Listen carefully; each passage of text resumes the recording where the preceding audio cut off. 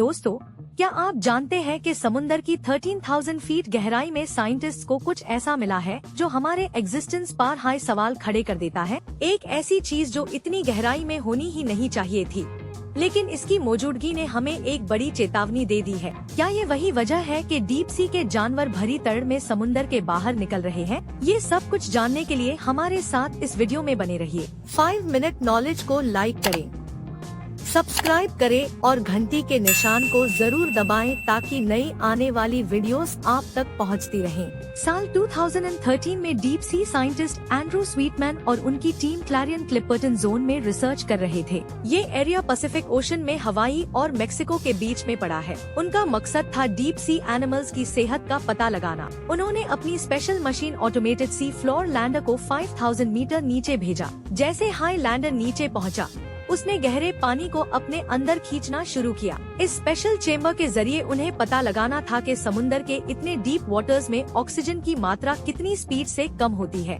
क्योंकि हमें सिखाया गया है कि ऑक्सीजन का 80% प्रोडक्शन समुंदर की सरफेस पार होता है फोटोसिंथेसिस प्रोसेस के जरिए। लेकिन एंड्रू ने जो देखा वो बिल्कुल ही अजीब था। ऑक्सीजन की मात्रा कम होने की जगह उल्टा और तेजी से गहराई में बढ़ रही थी। सारी मछलियों के ऑक्सीजन को इस्तेमाल करने के बावजूद ऑक्सीजन कम नहीं हो रहा था, बल्कि और बढ़ रही था। कुछ एरियाज में तो इवन सरफेस के पानी से भी ज्यादा ऑक्सीजन उन्हें गहरे समुंदर में मिला। ये ऑब्जर्वेशन इतना वियर्ड था कि एंड्रू और उनकी टीम को पहले तो यकीन ही नहीं हुआ। उन्होंने दोबारा टेस्ट करना पड़ा, डिफरेंट मेजरमेंट इक्विपमेंट्स इस्तेमाल करके। फाइनली कंफर्म किया कि यस, समुंदर की अंधेरी गहराइयों में कुछ तो ऐसी चीज है जो ये अननोन ऑक्सीजन प्रोड्यूस कर रही है। ISE नाम दिया गया द डार्क ऑक्सीजन। दोस्तों, अब सवाल ये था कि ये डार्क ऑक्सीजन आखिर प्रोड्यूस कैसे हो रहा था। एंड्रू की नजर एक इंटरेस्टिंग ऑब्जर्वेशन की तरफ गई। ये क्लैरियन क्लिपर्टन जोन एक बहुत हाई फेमस एरिया है, स्पेसिफिकली डीप सी माइनिंग के लिए। क्या इन पत्थरों में ही डार्क ऑक्सीजन का कोई सुराग छुपा था?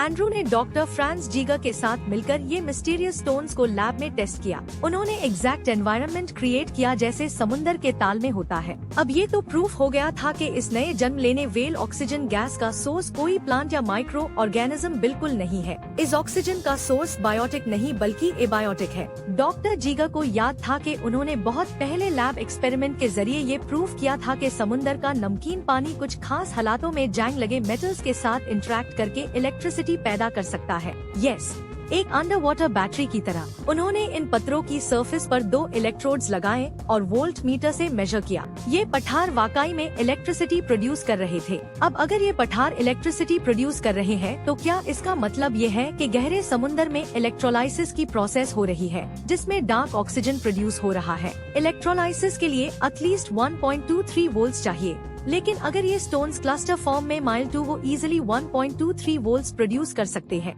2024 में ये research proper peer reviewed scientific journal nature geoscience में पब्लिश हुई। लेकिन सितंबर 2024 को द मेटल्स कंपनी ने एक बड़ा रिप्लाई दिया, चैलेंजिंग कि ये डिस्कवरी बिल्कुल फ्लॉड है। उनका कॉन्फ्लिक्ट ऑफ इंटरेस्ट साफ नजर आता है। दोस्तों, इस डिस्कवरी के प्रोफाउंड इम्प्लीकेशंस है। हम हमेशा से सोचते आए हैं कि लाइफ टू फोटोसिंथेसिस पर हाई डिपेंडेंट है ऑक्सीजन के लिए। अगर ये प्रूफ हो जाता है कि डार्क ऑक्सीजन एक मेजर सोर्स है जो बिना लाइफ या फोटोसिंथेसिस के ऑक्सीजन प्रोड्यूस कर सकता है, तो क्या हमें एलियन लाइफ सर्च ऑपरेशंस को सिर्फ गोल्डीलॉक्स जोन वेल प्लैनेट्स तक हाई सीमित रखना चाहिए? ये डिस्कवरी हमें बताती है कि डीप सीज खुद में ही केपेबल है लाइफ को प्रोड्यूस और इवॉल्व करने में। जापान के निप्पॉन फाउंडेशन ने एंड्रू के टीम को 2 मिलियन पाउंड्स का ग्रांट दिया है 3 साल के लिए और रिसर्च करने के लिए। लेकिन दोस्तों, जब तक हम ह्यूमंस अपनी लालच और लापरवाही से खुद के ही भविष्य को बर्बाद होने से नहीं रोकेंगे, ये सब डिस्कवरीज बेकार है। अगर आपको ये वीडियो पसंद आई तो हमारे चैनल को जरूर सब्सक्राइब करें,